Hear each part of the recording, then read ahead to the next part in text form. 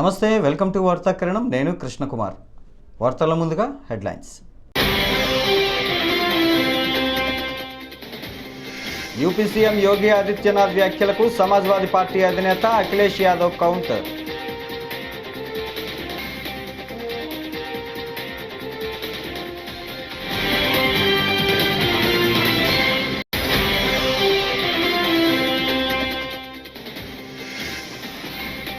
మిర్చి రైతుల బాధలు అవస్థలు పట్టని ప్రభుత్వం కూటమి ప్రభుత్వం అంటూ వైఎస్ జగన్మోహన్ రెడ్డి ధ్వజం.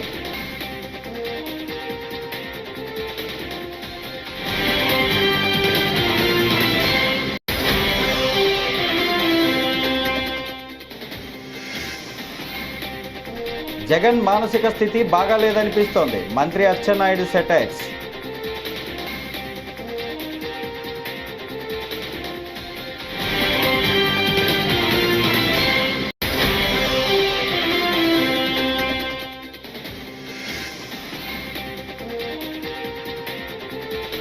మహాకుంభమేళాలో పవన్ కళ్యాణ్ కుటుంబ సమేతంగా పుణ్యస్నానం.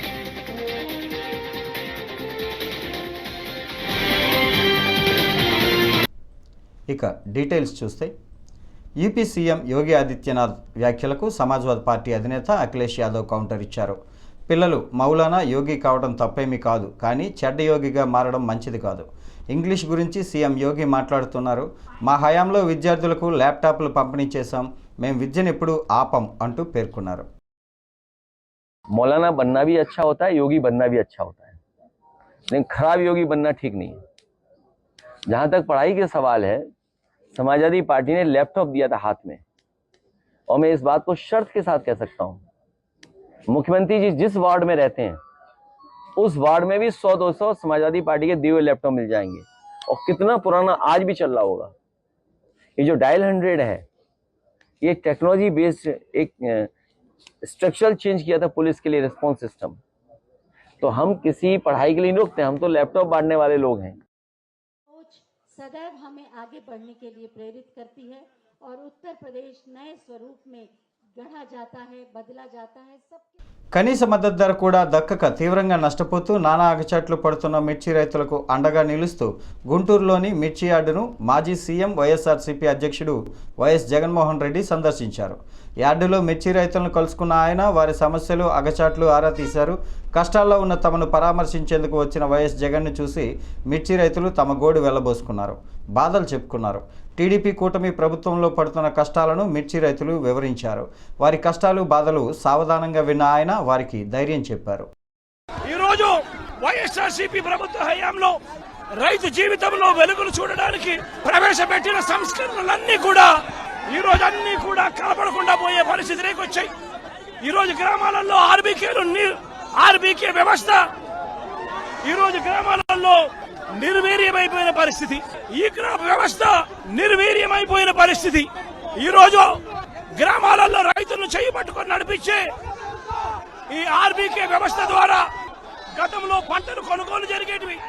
ప్రతి రైతు కూడా ఈ క్రాప్ కింద రిజిస్టర్ చేసుకున్న ప్రతి రైతుకు కూడా గిట్టుబాటు ధరలు వచ్చే విధంగా ఆర్బీకేలో ఈ మాదిరిగా పోస్టర్లు కనిపించేటివి.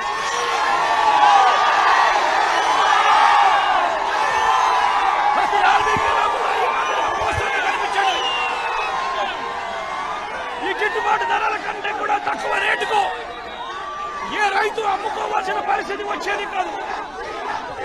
ఒకవేళ అమ్ముకోవాల్సిన పరిస్థితి ఏ రైతుకైనా ఉంటే ఆ రైతు ఆర్బీకేకి వచ్చి రిజిస్టర్ చేసుకుని 1907కు ఫోన్ చేస్తే చాలు, ఆ రైతులకు వెంటనే ప్రభుత్వం జోక్యం చేసుకుని పంటలు కొనుగోలు చేసే పరిస్థితి. ఆ రోజుల్లో ధాన్యం ప్రొక్యూర్మెంట్ కు 65,000 కోట్ల రూపాయలు ఖర్చు చేసి ధాన్యం కొనుగోలు రాష్ట్ర ప్రభుత్వం రైతులకు గిట్టుబాటు ధర ఇప్పించే కార్యక్రమం చేస్తే ఈ రోజు ధాన్యం కొనుగోలులో ఏ రైతుకు కూడా కనీస ధర రాలేదు.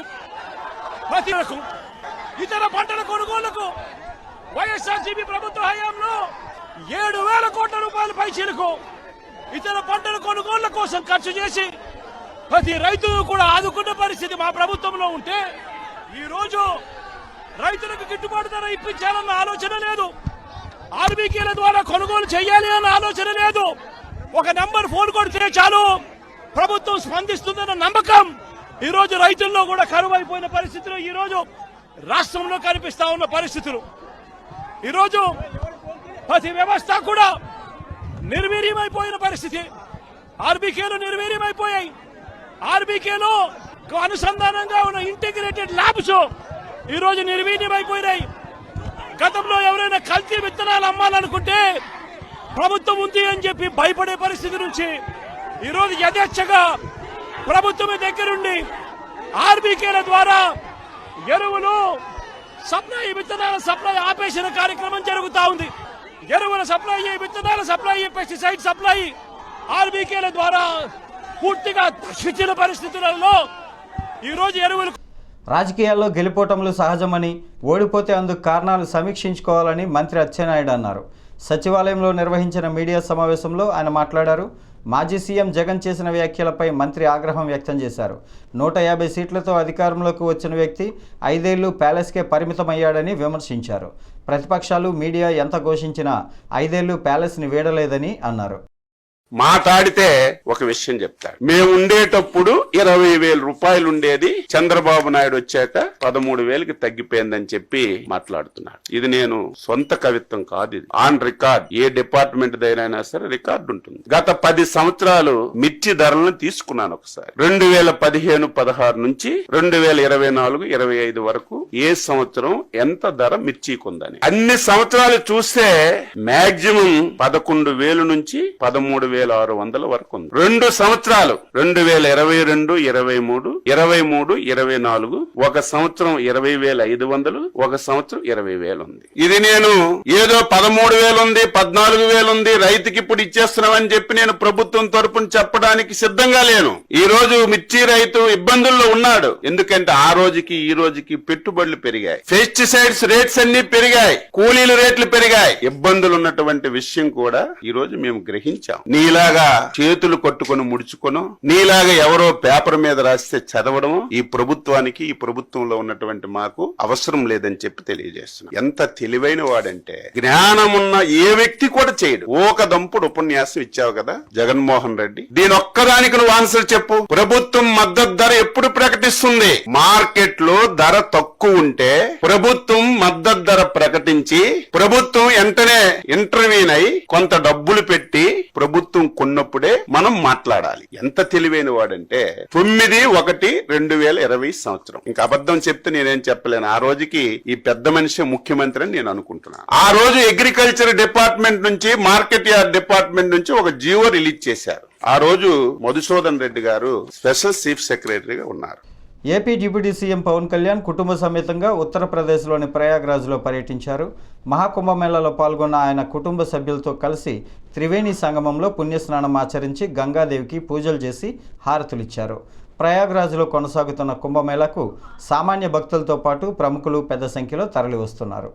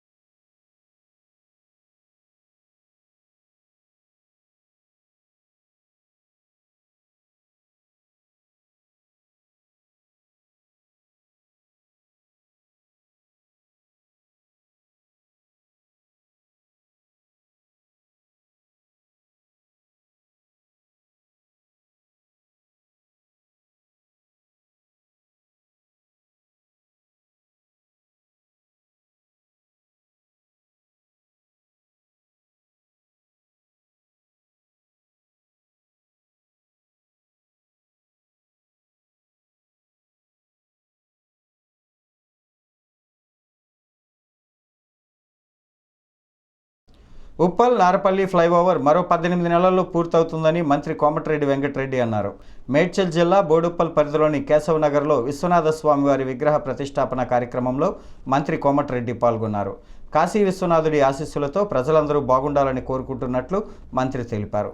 హైదరాబాద్ నగరంలో ఇల్లు లేని పేదవారికి ఇళ్ల స్థలం ఉన్నవారికి ఇంటి నిర్మాణం చేయిస్తామని మంత్రి అన్నారు. తిరుపతి జిల్లా శ్రీకాళహస్తీశ్వర ఆలయాన్ని కేంద్ర మంత్రి పెమ్మసాని చంద్రశేఖర్ దంపతులు దర్శించుకున్నారు.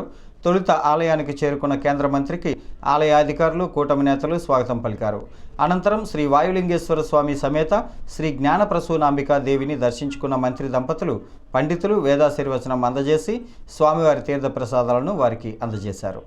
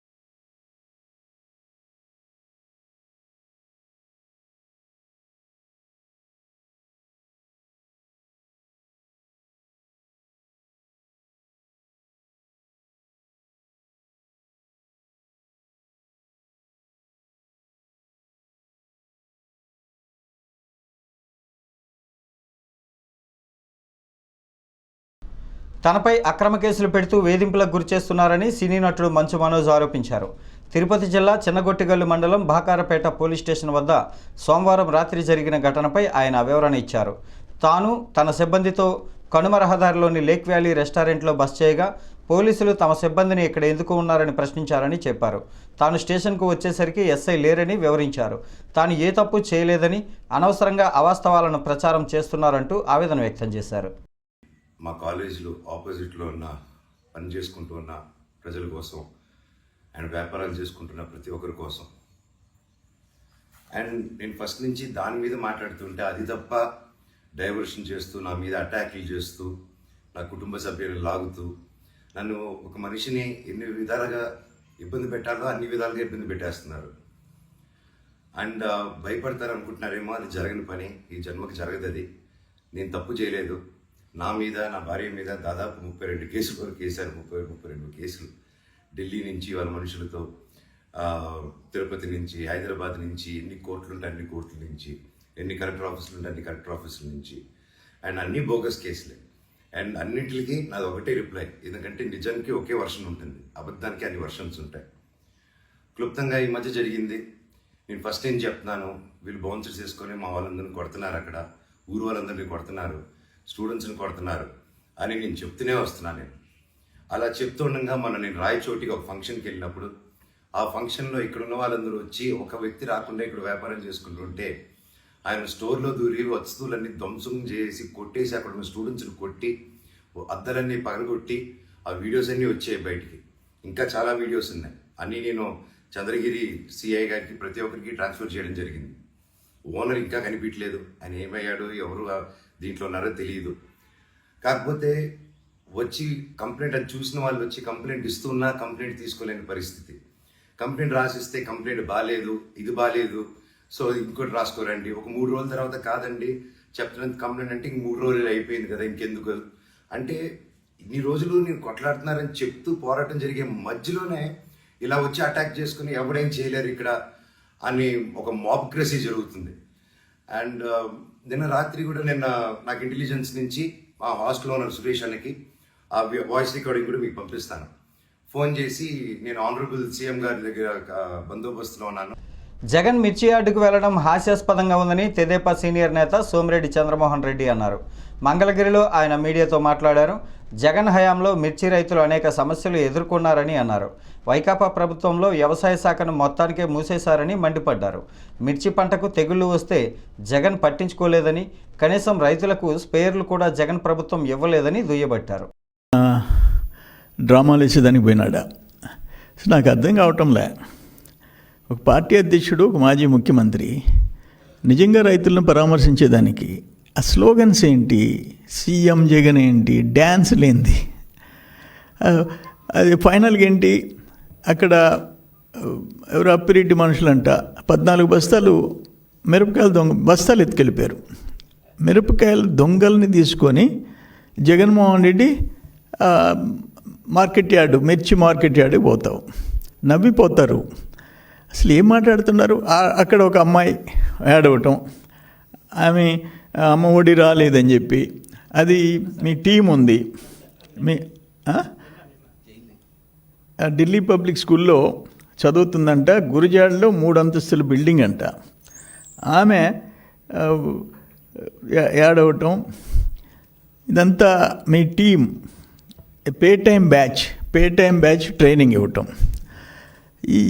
నవ్విపోతారని కూడా లేని పరిస్థితి. నేను ఒక మాట అంటున్నాను, మీ టైంలో జగన్మోహన్ రెడ్డి టైంలో ఆ మిర్చి రైతుల్ని ఆ నల్ల తామర తెగులు నలిపేసింది. అప్పుడు పోయినావా నువ్వు ముఖ్యమంత్రిగా? నీ మంత్రులు వెళ్ళారా? రైతుల్ని పరామర్శించారా అట్లీస్ట్? నేను స్ట్రైట్గా ఒక క్వశ్చన్ అడుగుతుండా. వ్యవసాయ శాఖని నువ్వు మోతేసేసావు. ఒకటి డ్రిప్ ఇరిగేషన్, రాయలసీమకి అత్యవసరమైన డ్రిప్ ఇరిగేషన్ నువ్వు మూసేసావు. బిందు తుంపర్ల సేద్యం మా టైంలో 2017-18 ఫైనాన్షియల్ ఇయర్లో 2300 కోట్లు డ్రిప్ ఇరిగేషన్లో పెట్టి దేశంలో నంబర్ 1, కంట్రీలో నంబర్ 1. అదే సంవత్సరం 2017-18 యాంత్రీకరణలో 650 కోట్లు ఖర్చు. ఆఖరణ సూక్ష్మ పోషక పదార్థాలు 50% రైతు సబ్సిడీ, 50% గవర్నమెంట్, స్టేట్ గవర్నమెంట్. 17 నుంచి ముఖ్యమంత్రి గారు ఆనాడు చంద్రబాబు నాయుడు గారు ఒక నిర్ణయం తీసుకున్నారు. ఆ ఈల్డ్ పెరగాలంటే సూక్ష్మ పోషక పదార్థాలు కొనలేని, ఆ 50% కూడా కొనలేని రైతులు ఉంటారు, 100% ఫ్రీ అన్నాడు. ట్రాక్టర్లు 4-5 రైతులు ట్రాక్టర్లు వేసుకురావటం, జింక్, జిప్సం, బోరాన్ ఫ్రీగా మూటలు వేసుకొని పోవటం, దాన్ని మూసేసావు. యాంత్రీకరణ క్లోజ్ చేసావు. కనీసం ఒక పట్ట, ఒక టార్పాలిన్ పట్ట, ఒక స్ప్రేయర్ ఇవ్వని పరిస్థితి నీ గవర్నమెంట్లో. నువ్వు రైతుల గురించి మాట్లాడటం, నేను ఒకటి స్ట్రైట్గా ఒకటి అడుగుతున్నాను. నీ టైంలో దేశంలో రైతుల ఆత్మహత్యల్లో 3rd ప్లేస్ ఆంధ్రప్రదేశ్, ఫస్ట్ ఏది మహారాష్ట్ర, కర్ణాటక. జనాభా వాటిలో సగం లేదు. నంబర్ 1 కౌలు రైతులు 2nd ప్లేస్. తమిళనాడు తర్వాత, తమిళనాడులో సగం లేదు. జనాభా ప్రాతిపదికన నంబర్ 1. ఎమ్మెల్సీగా పోటీ చేస్తున్న ఆలపాటి రాజేంద్ర ప్రసాద్ అభ్యర్థిత్వాన్ని రద్దు చేయాలని కార్మిక నాయకుడు పిల్లి బాబురావు కలెక్టర్కు ఫిర్యాదు చేశారు. ఈ సందర్భంగా ఆయన బుధవారం మీడియాతో మాట్లాడుతూ ఇనాం భూములను కబ్జా చేసిన ఆలపాటి రాజేంద్ర ప్రసాద్పై చర్యలు తీసుకోవాలని పల్నాడు ఎన్నికల రిటర్నింగ్ అధికారిని కోరినట్లు చెప్పారు. పెదపలకలూరు పరిధిలోని అడవి తక్కెలపాడు వద్ద ఉన్న 46.82 ఎకరాల ఇనాం భూములను కబ్జా చేశాడని తెలిపారు. 1905లో శ్రీ రాజా మానూరి వెంకట హనుమంతరావు వృత్తిదారులకు ఆ భూమిని ఇచ్చారని గుర్తు చేశారు. నా పేరు పిల్లి బాబురావు, బజరంగ జూట్ మిల్ జై భీమ్ కార్మిక సంక్షేమ సంఘం అధ్యక్షుడిని. ఈరోజు ఒక జూట్ మిల్ గురించి కాదు, ఈరోజు ఆలపాటి రాజేంద్ర ప్రసాద్ వారు ఈనాం భూములు 46 ఎకరాల 82 సెంట్లని భూ కబ్జా చేసి రియల్ ఎస్టేట్ వ్యాపారం చేస్తున్నాడని మేము ఇప్పుడు అభియోగం కాదు, ఇది 2004లోనే మేము అభియోగం చేశాము. అప్పుడు ధర్నాలు కూడా చేశాము. అప్పుడు మా గుడిసెలన్నీ పీకేసి రౌడీజం చేసి గందరగోళం చేసిన ఆల్పాటి రాజాని మేము భరించలేక ఎక్కడో అక్కడ సర్దుకున్నాం. ఇప్పుడు చంద్రబాబు గారు ల్యాండ్ గ్యాబరింగ్ అంటే బలహీనుల్ని బెదిరించి భూములు కబ్జా చేసినా, ప్రభుత్వ భూములు కబ్జా చేసినా వాళ్ళ మీద ల్యాండ్ గ్యాబరింగ్ సెక్షన్ పెడతామని చెప్పేసి 14 ఏళ్ళు శిక్షలు పడేటట్టుగా మేము చట్టాలు తీసుకొచ్చామని చెప్పేసి అన్న తర్వాత మాకు ధైర్యం వచ్చింది. ఈ రోజున మేము దాని ఎవిడెన్స్ అన్నీ కూడా ఆర్ఎస్ఆర్, అడంగులు, 1Bలు అన్నీ కూడా మేము సబ్మిట్ చేసి జిల్లా కలెక్టర్ గారు కాదు, జిల్లా మానిటరింగ్ ఎన్నికల కోఆర్డినేటర్ గారికి మేము సబ్మిట్ చేసాం. వారు దీన్ని పరిశీలించి వీళ్ళని ఆల్పాటి రాజా నామినేషన్ క్యాన్సిలేషన్ చేయాలని చెప్పి కోరాము. అయితే ఇది 2024లోనే 11వ నెలలోనే నేను పిటిషన్ పెట్టా. అప్పుడు మరి మేడం గారు నల్లబాడు పోలీస్ స్టేషన్కి పంపించింది. నల్లబాడు సిఐ గారు నన్ను పిలిపించి ల్యాండ్ గ్యాబరింగ్ కింద కేసు పెట్టారు, దాని మీద వివరాలు ఏంటి అంటే ఆయన వాళ్ళకి అన్ని వివరాలు ఇచ్చిన తర్వాత నా దగ్గర స్టేట్మెంట్ తీసుకొని వెస్ట్ ఎంఆర్ఓ గారికి సబ్మిట్ చేశారు. పోలీస్ అధికారులు ఉద్యోగులపై జగన్ అవాకులు చవాకులు తీవ్రంగా ఖండిస్తున్నామని 151 నుంచి 11 సీట్లతో ప్రజలు ఎప్పుడో అతడి బట్టలు ఊడదీశారని ప్రభుత్వ చీఫ్ విప్ ఎమ్మెల్యే జీవి ఆంజనేయులు ధ్వజమెత్తారు. వినుకొండ పట్టణంలో బుధవారం ఏర్పాటు చేసిన సమావేశంలో ఆయన మాట్లాడారు. అధికారంలోకి వస్తామని జగన్ పగటి కలలు కంటున్నారని, ప్రజలు రోడ్డుపై నిలబెట్టినా జగన్కు బుద్ధి రాలేదని చురకలు వేశారు. నిన్న మాజీ ముఖ్యమంత్రి జగన్మోహన్ రెడ్డి గారు బట్టలు ఇప్పదీసి రోడ్డు మీద నడిపిస్తాము, వాళ్ళ సంగతి చూస్తామని చెప్పేసి ఎంప్లాయీస్ ని ఉద్దేశించి, పోలీసులను ఉద్దేశించి అతి దారుణంగా మాట్లాడటం చాలా బాధాకరం. మాజీ ముఖ్యమంత్రి జగన్ గారు ఎంప్లాయీస్ ని అవమానకరంగా మాట్లాడుతున్నాడు. గతంలో ఆయన అధికారంలో ఉన్నప్పుడు కూడా అనేక పనులు ఎంప్లాయీస్ ని కించపరిచే విధంగా చేశాడు. సిన్సియర్ గా పనిచేసేటువంటి ఐఏఎస్ ఐపీఎస్ ఆఫీసర్లను కూడా ఇబ్బంది పెట్టాడు. అవినీతి పరుల్ని, తప్పులు చేసే అధికారుల్ని ప్రోత్సహించాడు జగన్మోహన్ రెడ్డి పాలనలో. ఏ రోజన్నా మంచి ఆఫీసర్లకి అన్నదండలు ఇచ్చారా మీ పాలనలో? మీ పాలనలో ఇచ్చింది రాక్షస పాలన, నియంత పాలన, దుర్మార్గ పాలన మీరు ఇచ్చారు. వ్యవస్థలను సర్వనాశనం చేశాడు ఆ రోజు జగన్మోహన్ రెడ్డి. ఈరోజు చంద్రబాబు గారు వ్యవస్థలన్నీ గాడిలో పెట్టి ఎన్డీఏ పాలనలో, చంద్రబాబు గారి పాలనలో పోలీస్ డిపార్ట్మెంట్ గౌరవం పెరిగింది. ఈ రోజు దేశవ్యాప్తంగా అన్ని రాష్ట్రాల్లో, ఆంధ్రప్రదేశ్ రాష్ట్రంలో పోలీస్ డిపార్ట్మెంట్ గురించి మాట్లాడుకుంటున్నారు, బాగా చేస్తున్నారని అభినందిస్తున్నారు. కానీ జగన్మోహన్ రెడ్డి పోలీసుల్ని, డిపార్ట్మెంట్ ని కించపరిచే విధంగా బట్టలెప్పదీసి నడిపిస్తామని చెప్పేసి మాట్లాడటం చాలా దుర్మార్గం. దీన్ని తీవ్రంగా ఖండిస్తున్నా. ఏమన్నా అంటే సిన్సియర్ గా పనిచేసే పోలీస్ ఆఫీసర్లు మీరు బట్టలు ఇప్పుతారా? ఏం మాట్లాడుతున్నారు జగన్మోహన్ రెడ్డి? అసలు పోలీస్ వ్యవస్థ అంటే గౌరవం ఉందా? ఏ రోజన్నా మీరు మంచి ఆఫీసర్లు గౌరవించారా? ఈ రోజు జగన్మోహన్ రెడ్డి పగటి కళ్ళకు అంటున్నాడు, మళ్ళీ భవిష్యత్తులో మేము అధికారంలోకి వస్తామని చెప్పేసి పగటి కళ్ళకు అంటున్నారు. అందువల్ల మీ బట్టలు ప్రజలు ఎప్పుడో ఓడదీశారు. మీకు 11 సీట్లు ఇచ్చినప్పుడే, 153 సీట్ల నుండి 11 సీట్లు ఇచ్చినప్పుడే మీ బట్టలు ఎప్పదీసి రోడ్డు మీద పెట్టారు ప్రజలు. ఆ విషయం జగన్మోహన్ రెడ్డి గుర్తుపెట్టుకోవాలా. మరి ఇంకా ప్రజలు బట్టలు ఎప్పదీసి మిమ్మల్ని రోడ్డు మీద పెట్టినా మీకు ఇంకా బుద్ధి రాలేదు. రౌడీలను పరామర్శించి, అది కిరాతకుల్ని జైలుకి వెళ్ళి పరామర్శించడం ఒక తప్పు. ఓ మంచి నాయకుడు అయితే దుర్మార్గులు జైల్లో పెట్టినప్పుడు పరామర్శిస్తారండి? ఆయన జైలుకి వెళ్ళి పరామర్శించేదంతా దుర్మార్గుల్ని, కిరాతకుల్ని, హంతకుల్ని మాత్రమే జగన్మోహన్ రెడ్డి జైలుకి వెళ్ళి పరామర్శ చేస్తాడు. హంతకులైనా పర్లేదు, దుర్మార్గులైనా పర్లేదు, వైసీపీ కార్యకర్త అయితే చాలా ఆయనకి అంతే. ఇలాంటి దుర్మార్గులను ఎంటబెట్టుకుని రాష్ట్రంలో రాక్షస పాలన ఇచ్చాడు ఆ రోజు. వంశీ చేసిన ఒక మంచి పని చెప్పమానండి జగన్మోహన్ రెడ్డిని, ఒక్క మంచి పని చెప్పమానండి. అలాంటి పనికిమాలని పని చేసినటువంటి దుర్మార్గుల్ని జైలుకి వెళ్ళి పరామర్శించటమా? ఇది ఎంత ఘోరం. కిడ్నాపులు చేసిన వాళ్ళని పరామర్శలు. చంద్రగిరి మండలం శ్రీనివాస మంగాపురం శ్రీ కళ్యాణ వెంకటేశ్వర స్వామివారి బ్రహ్మోత్సవాల్లో రెండో రోజైన బుధవారం నాడు శ్రీనివాసుడు శ్రీ వేణుగోపాలకృష్ణుడి అలంకారంలో చిన్నశేష వాహనంపై అభయమిచ్చారు. భక్తులు అడుగడుగునా కర్పూర హారతులు సమర్పించారు. భక్తజన బృందాలు, కోలాటాలు, చెక్క భజనలు తదితర సాంస్కృతిక కార్యక్రమాలు ఆకట్టుకున్నాయి.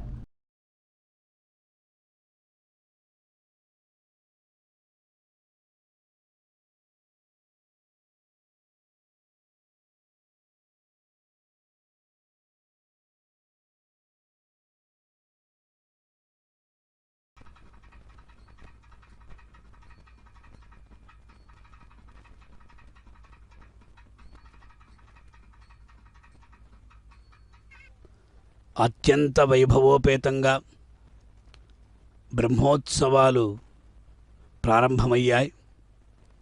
బ్రహ్మోత్సవాలలో భాగంగా ఈనాడు చిరియప్పతి కళ్యాణ వెంకటేశ్వరుడు అలా భక్తుల్ని అనుగ్రహించడానికై సిద్ధంగా ఉన్నాడు. అంబోధనీలం సమయంలో మేఘం వలె నల్లగా ఉన్నది. అలాగే ఆ అరవింద దళాయతాక్షం తామర రేకు ఎలా ఉంటుందో ఆ ప్రకారంగా తామర రేకుల వలె వెడల్పైనటువంటి పింఛామిత కాయకాంతిమన్నారు. అంటే గోపాల వేషంతో అందంగా ఉన్నటువంటి నీ యొక్క ఆ దివ్య రూపాన్ని ధరించినటువంటి నిన్ను విశేషంగా స్వామివారికి ఆ వెంఛత్రమన్న రీతిగా ఆ తెల్లని గొడుగును స్వామివారికి. ఈ వార్తలు ఇంతటితో సమాప్తం. నమస్కారం.